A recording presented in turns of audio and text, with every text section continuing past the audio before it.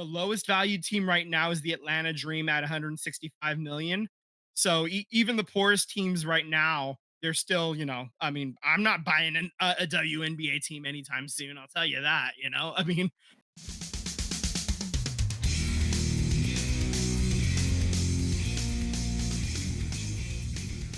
Well, the yeah, Valkyries, they needed some good rest after the butt whooping that they did yesterday here. So, yeah. um, So they over this past week they played 3 games. They lose versus the New York Liberty by 3. That one, I'm not a huge believer in moral victories for the most part. That being said, when you are an expansion franchise and you are very clearly a good team at this point, I think we can all say that this is a good team. They're clearly, you have more wins than losses.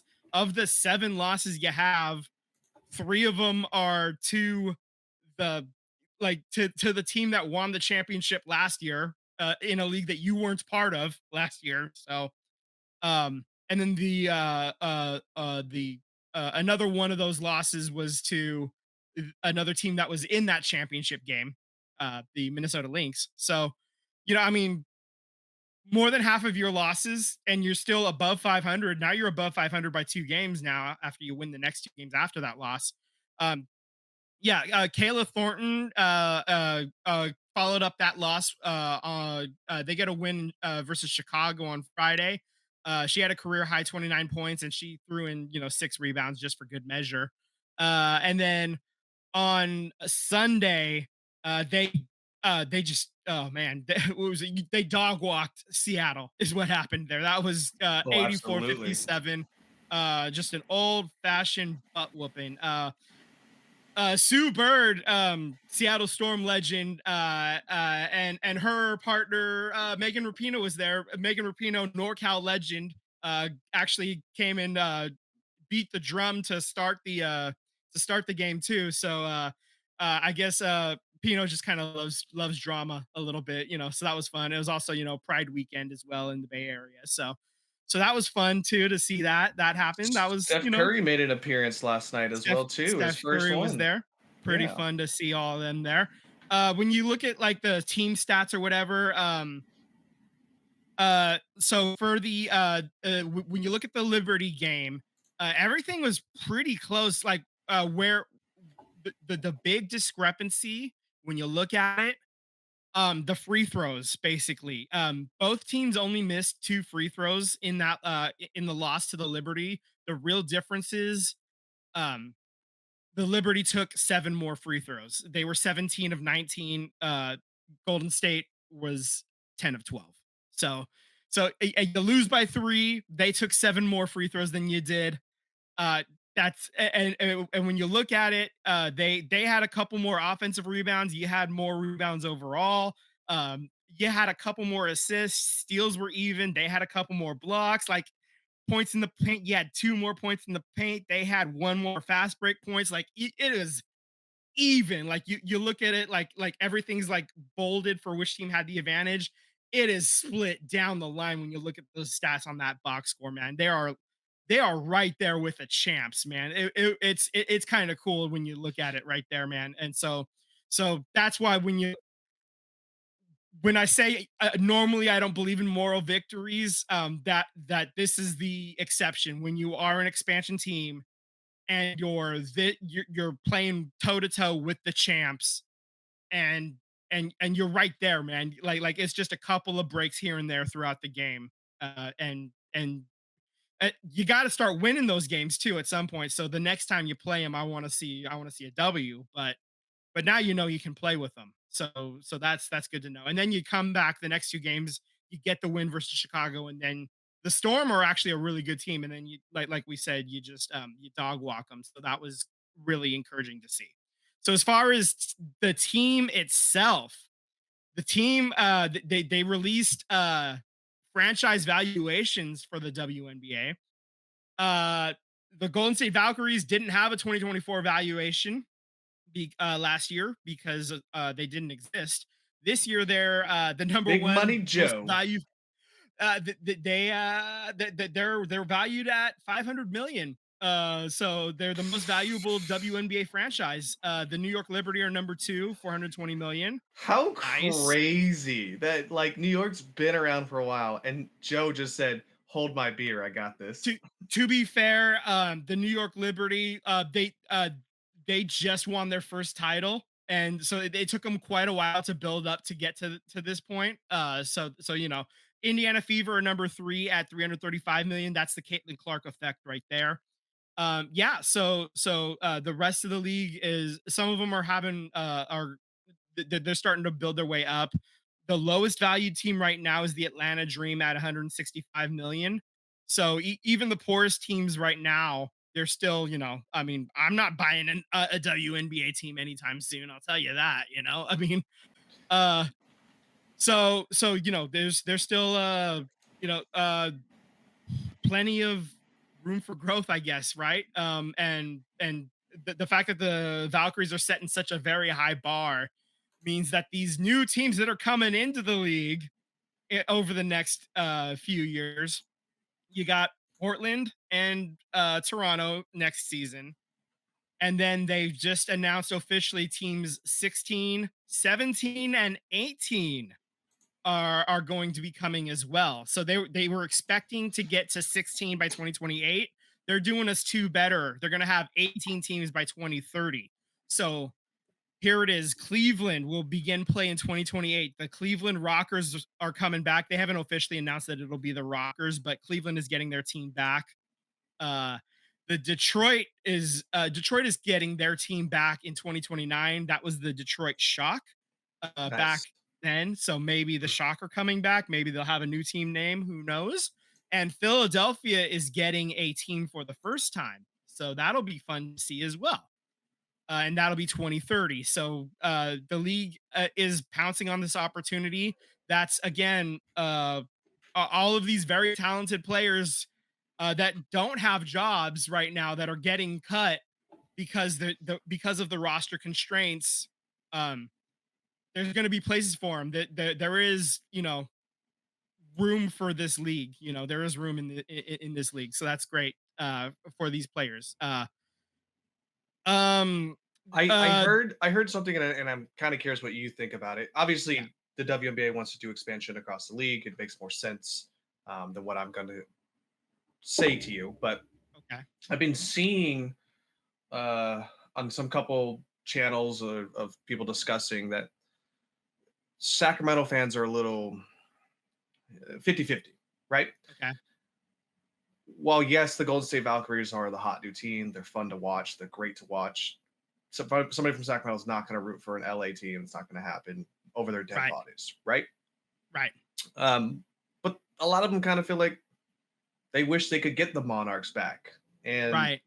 I can understand their argument behind that. And obviously, it wasn't a great time for the WBA as far as expansion goes in that time era, but now it starts boom. Do you think somewhere down the path, WNBA is going to revisit and give Sacramento back a team? I don't know. I wouldn't say no. I mean, I mean, the NBA makes NorCal a two-team market, right? I mean, uh, the WNBA is unafraid to be in markets that the men's league is not in right now. They're in Connecticut. They're in Las Vegas. I mean, they have been in other areas that the men aren't playing right now. Right. It certainly is a possibility. Obviously, they're in Seattle, although that was more of the men's league being dumb more than anything else. Right. And Seattle and Las Vegas are probably the next two cities getting a team anyway when the men's league does expand. So that'll be those two cities. But you'll still have Connecticut, right? As far as markets that don't, that have a team that or whatever I'm trying to say there.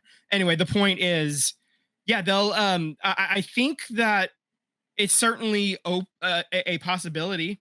I think that being said, though, when you look at the teams that they are adding, they are all in existing markets already. Sure, sure. You know, you're looking at Portland, Toronto, and then the three new ones that are coming in, uh, uh, Detroit and Cleveland and Philly.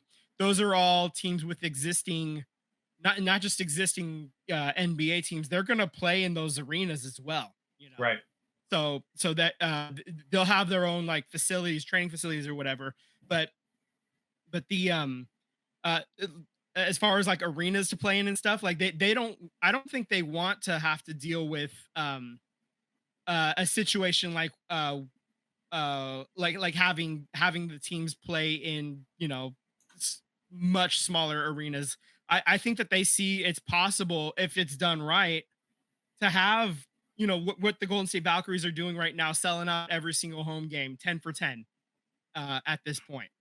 So it is possible if you do it right, if you sell it right, if you choose the right team name, if you get the, you know, like if you get buy-in from the community, and I think that that's kind of the idea, right? And if you Right. grow properly, I think all of this is possible. And I don't know if a market that doesn't already at least have a sizable arena already um would be able to do that. So I think it's possible they could go into a market like Kansas City or Cincinnati or what have you that does have a you know, a traditional NBA size arena, Okay. 16,000, 18,000, or whatever. Like those cities do have that size arena but don't have an NBA tenant or an NHL tenant, you know?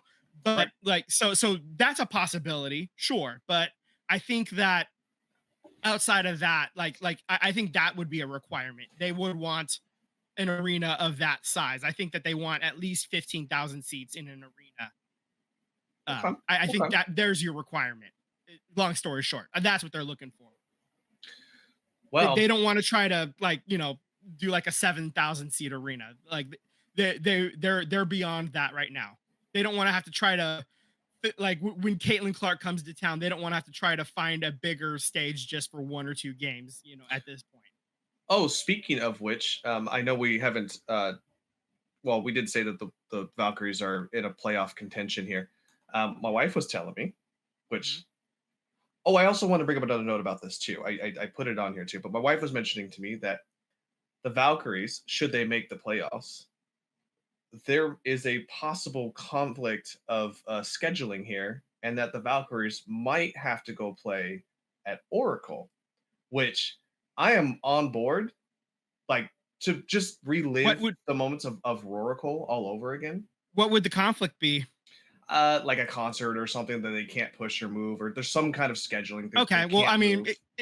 I mean, it depends also, like, you know, what seed they get, and Sure. like, and also could it be pushed like could the game be pushed a day, you know, too, as well. Like there's wiggle room, I'm sure. And they like you can play with the playoff schedule a little bit too. I mean, there's a little bit of wiggle room in there when they're doing the playoff schedule as well. So I'm not gonna quite worry about that just yet. But if they do end up having to play a game at Oracle, I mean, I don't know that I think that they're gonna try everything in their power to not do that. Sure. I think they wanna not go to Oracle if at all possible. I That guess being the point of said, the point of the message though is that I I didn't look wouldn't this be up. upset. My wife I looked wouldn't this up.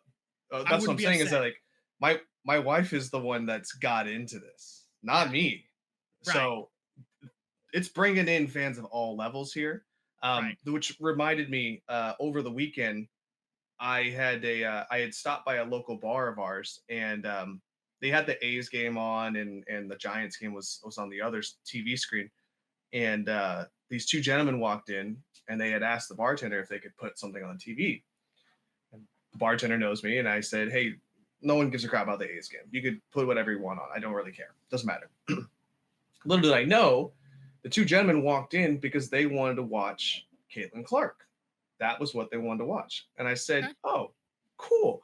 I said, are you guys big from Indiana, or you know, how'd you what's the deal here?" And they're like, "Oh no, we're from LA, we're working a job up here. Shout out to Mark and Johnny. I put their names on the list here. I told them I'd give them a shout out here.